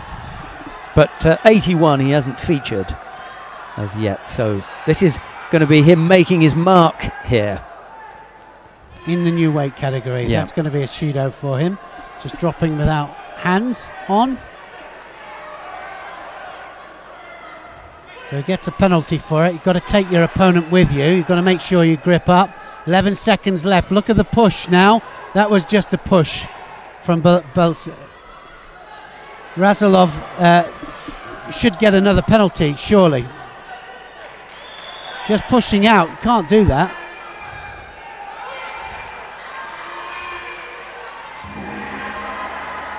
Well, that was as much a score as the first one, that particular one there.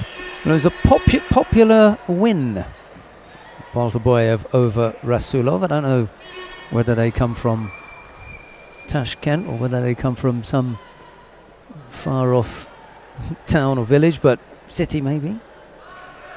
But he seemed to have the crowd on his side. He's come up with a win and the second of the bronze medals in the under 81 kilo category. And there's a big handshake and a hug at the end, so there's no nastiness or anything in it. Didn't look like it, did it? Yeah, no. All in order. We'll have a look at some of the highlights and then we'll be back with the final.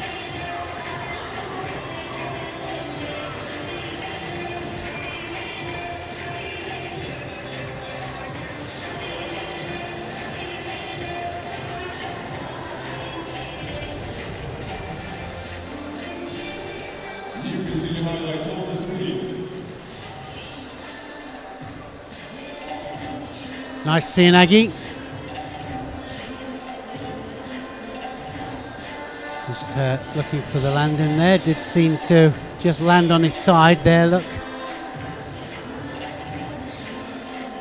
Just slowing it down enough.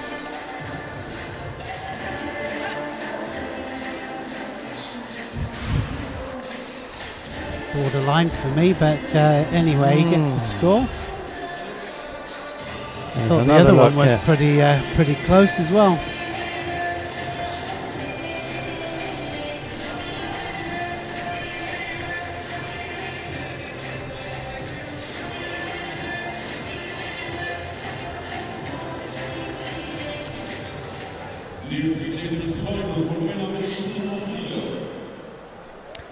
We come now to the final of the under 81 kilo category. Niamsuren Dagvasuren of Mongolia faces Sagimuki of Israel, another fighter who's come up from 73 to 81. It's Niamsuren in the white judogi, Muki in blue. The referee in the middle for this one is Gostani Balash of Hungary.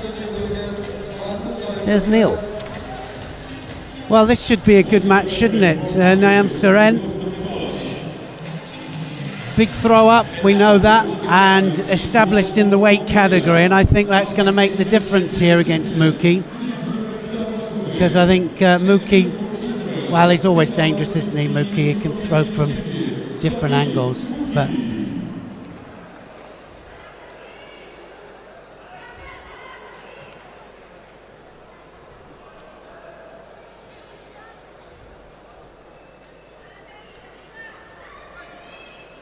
well, let's wait and see which Muki comes out here.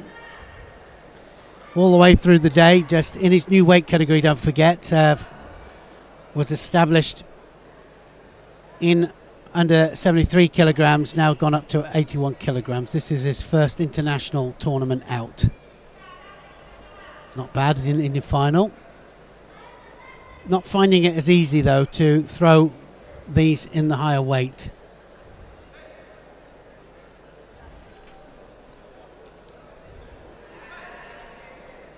So both of them told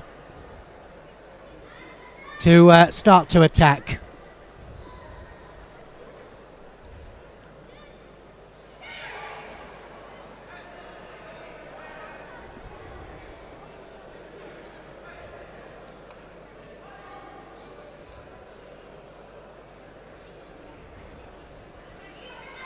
I'm not sure where we are with the medals. I was just thinking there, after this will be 9 categories after this one. Yeah, we'll have a look and see who has done what before we give you a wrap up. So far, Mookie.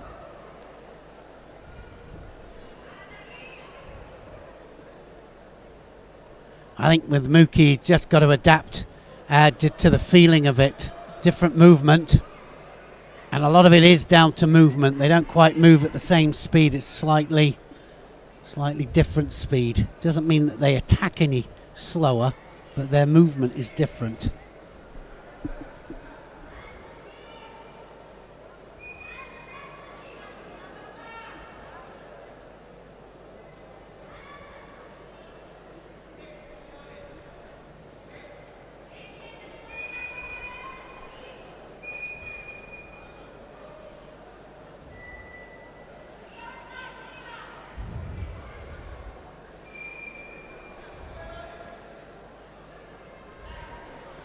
Well, he hasn't attacked, has he, Naim Seren? Not yet. 2 minutes gone. Threatened it.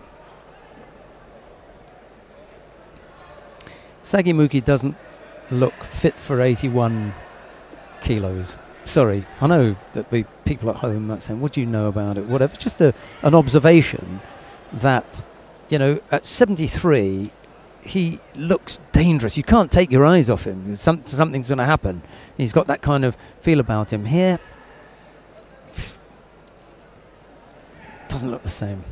Well, I think, like I say, it does take a little bit of time just to adapt, and it's the explosiveness, of course, which is his massive advantage. And that's what he has to work on here. I mean, imagine if you were a runner and you moved from doing 100 meters to 800 meters. People would say, no, it doesn't look the same. It's a different event. Yeah. You know, you are asked to do different things, so you are going to look different. So if you're at home saying, well, that's obvious, Sheldon, you know, it's obvious, just saying, in that case, what I'm stating is the obvious. Sagi Mookie does not look the same fighter at 81 as he does when he's at 73, because he's a joy to watch there. He's a danger for others to face. But here, Naim Seren doesn't look troubled. No, I think, like I said, I think he's just got to adapt to the new weight category. It'll take a little while, and he's got to maybe it's about the movement. We were talking about movement this morning, and it's about movement. It's got to move faster. He's got to try and replicate what he did in 73 kilograms, if he can, in the higher weight category. He's obviously got a good defence. He hasn't been scored on all day. It's the fourth fight. He hasn't been scored on all day. He had 3 penalties. His opponent committed 3 penalties in the first, 3 penalties in the second. He'd got to the semi-final. He hadn't scored himself yet. And then, you know, he came up with one Rosario. His opponent, Gulizada, a good boy, had another 2 penalties. Well, that was the closest, wasn't it, there? I mean, he does these kind of Osoto Cianagi techniques, and they're dangerous. This is his 4th contest of the day. His opponents have collected 10 Shidos. So he has got a good and strong defence. He's very, very difficult to break down, and his opponents have quite clearly been finding it difficult to get past him because they've racked up these 10 penalties against him. Yeah, well, Naim Seren is really struggling here, really is. Tried for the Cianagi there didn't he, Mookie? But almost got pulled back there by Niam Seren. Gone into golden score now.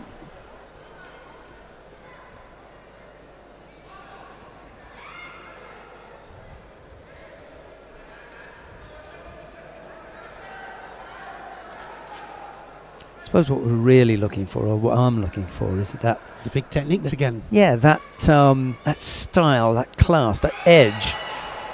There's a little flash of it there. You know, if he finishes with a big hip on there, then, you know, all of a sudden my mouth opens up and I have to swallow all my words, you know, choke on them. But that's what I'm looking for. It's that kind of effort.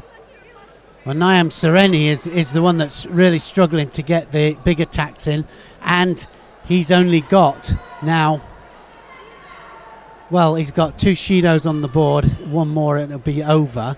Sagimuki can't afford to just drop on his hands and knees. This might be all evens if it does. Dodge that bullet. Well, yeah, he did just dodge it. He really did. Lost contact with the hands there. Again, looking to go for that Osoto. Oh! See, they're flashes, aren't they? Yeah, you get little flashes. They hit across, weren't they? Yeah, that Osoto a little bit earlier. The hip went through there. There's probably something that, you know, I've missed earlier on in the contest as well. But there are just these flashes, but the finish is not there. And, you know, you'd expect that because he's only just moved up to this weight category. Okay, we'll give him that. Being harsh on him. Well, the elbow was up there. That was a close one there. Niam Seren almost got Mookie down. Big Surigoshi here. Mookie's arm came out. So no score.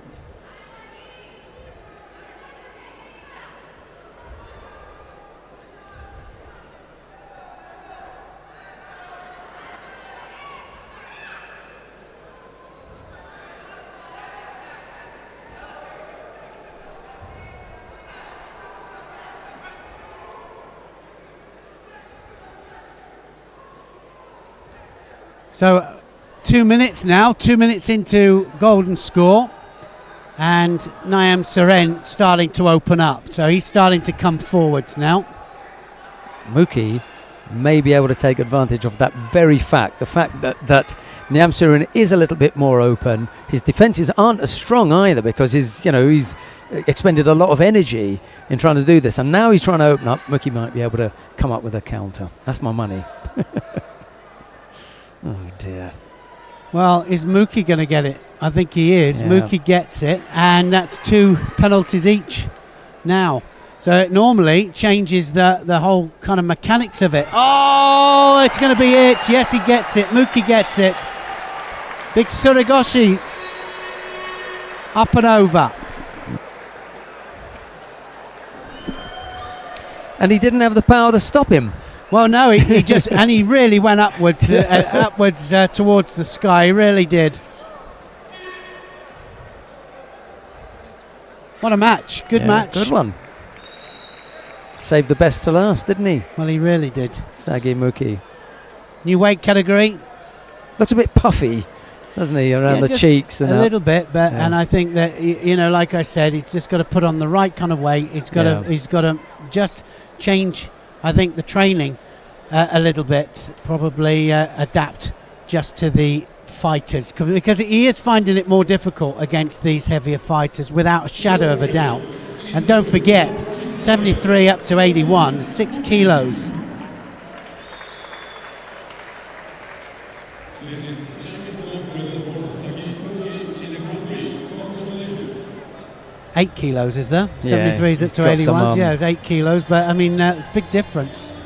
Well, he's got a bit of work to do, but if you look at it this way, you come out here where, you know, you're going to get some competition. You fight in a weight category that is above the one that you normally do, and you've got a plan and you think, this is what I'd like to do, and what do? You come away with a gold medal, and you beat Niamsur and Dagvasurin in the final, throw him for Ippon. Bad day or good day? Exactly, yeah. And the other thing is that you've put on paper the difficulties, Neil. Well, yeah, no, I'm just saying it was, I think it was a Wazari he got for it. Was it? Did they change it to Ippon? But it was really the hips across there, and it just puts him onto his shoulder there. He knew it had gone there, Naum Seren. Definitely a Wazari, not a Nippon. What a thrower.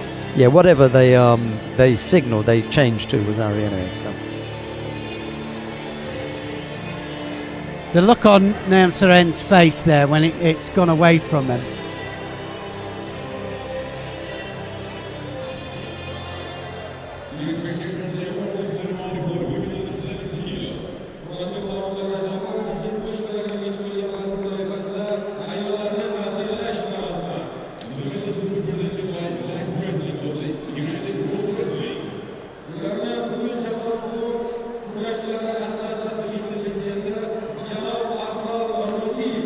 Right, let's see who we've got down at the far end of the competition hall for the awarding ceremony for the women in the under 70 kilo category. The bronze medals go first of all to Anka Pogacnik of Slovenia and to Gershak Sabina of Hungary. Silver medal goes to Emily Suk of Denmark. I think that's the first ever IJF Judo World Tour medal for Denmark. But the gold medal goes to the defending champion, Gulnoza Matniazova of Uzbekistan. How's that then? Send the crowd home happy. Yeah, gold and a silver medal for Uzbekistan today. And, well, we wanted it, didn't we? We said they were going to be disappointed yesterday. And, well, they were certainly not disappointed today. Great result. It was a good catch with the shimiwaza, with the strangle. That lady there, what a performance from her. First ever medal for Denmark, Grand Prix Grand Slam tournament on the IJF Tour. And this lady here, great opportunity was to finish the technique off for her second consecutive gold medal. And she's likeable. That's the thing, you know, she's a really likeable character. And now the national anthem of Uzbekistan.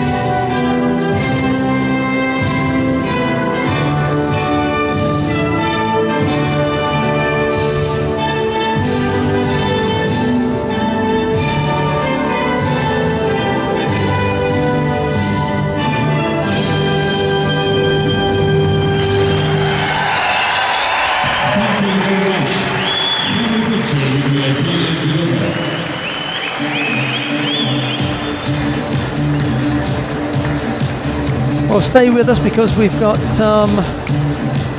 another awarding ceremony to bring for you. It's always nice to have your company. Pogacnik and Gershak were the bronze medalists. Suk, poise on that name for a moment. Suk took the silver medal. Matniazova walks away with the gold.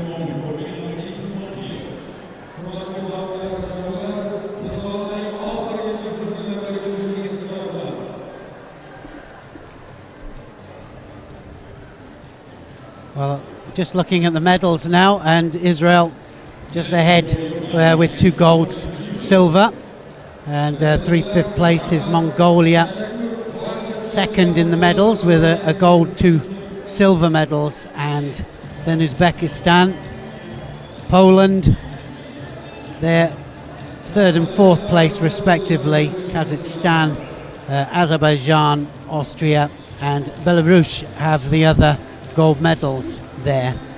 Dmitry Minkov, our boy yesterday in the under 66 kilo category for Belarus. Go ahead. No, just saying that. So some great performances there, and Denmark are off the mark there with a really well-deserved silver medal, and they're laying in 10th place.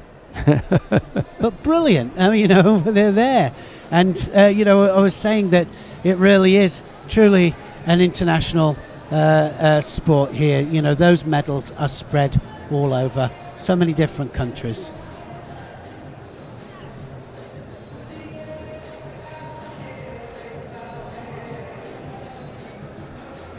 Right, we'll have a few more highlights, and then we'll come back with the last of the awarding ceremonies. Gershak Sabina is making her way back to the control point. Does she look happy to you? Maybe she hasn't collected her check yet.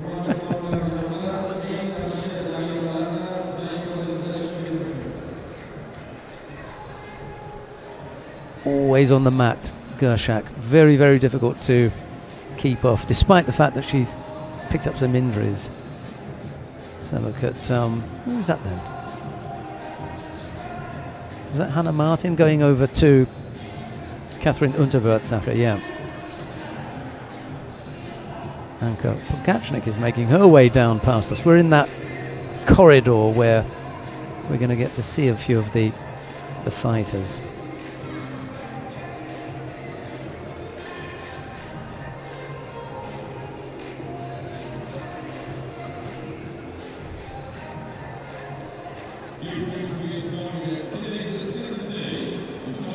Right, it looks as though they are ready for the awarding ceremony in the under 81 kilo category. Let's have a look and see who the medal winners are.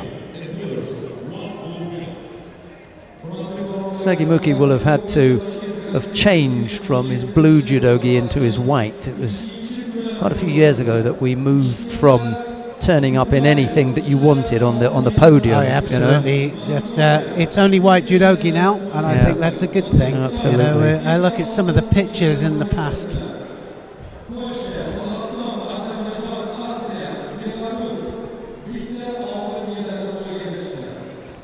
And yeah, I mean, some of the pictures of us in the past up there, like Ramjam Sponge up there.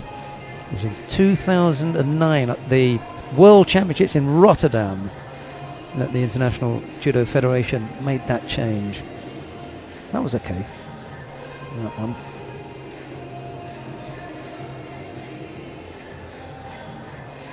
That was the elbow one that we were talking about.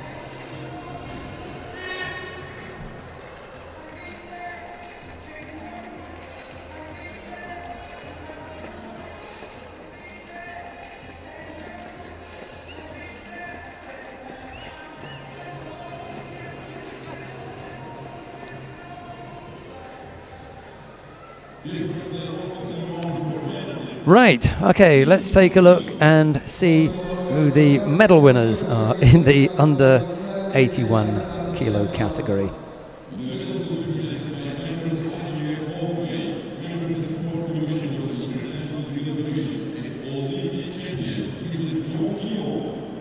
Medals are being presented by the former Olympic champion from the Republic of Korea, Jeon Ki-young. There he is. And the first of the medals goes to Sharafuddin Poltaboyev of Uzbekistan. Fagan Galuzada of Azerbaijan collects a bronze medal. The silver medal goes to Nyamsuren Dagvasuren of Mongolia. The gold medal goes to Sagimuki of Israel. Yeah, what a performance there, Sheldon, from him. You know, it's first time in the weight, but did very well. A little bit lacking of the explosiveness when at 73 kilograms, but I'm sure he's going to adapt, and we're going to see a lot more of what we just saw in that final. Well, after 2 days of great judo here in Tashkent, one thing's been really apparent: judo is truly an international sport. Uzbekistan get their gold medal at last, and the crowd celebrated as well. It was once again an interesting day with some great matchups, some good ippons, some surprises too. Tomorrow's the heavyweights and more great judo action. So until then, from both of us here today, it's goodbye for now.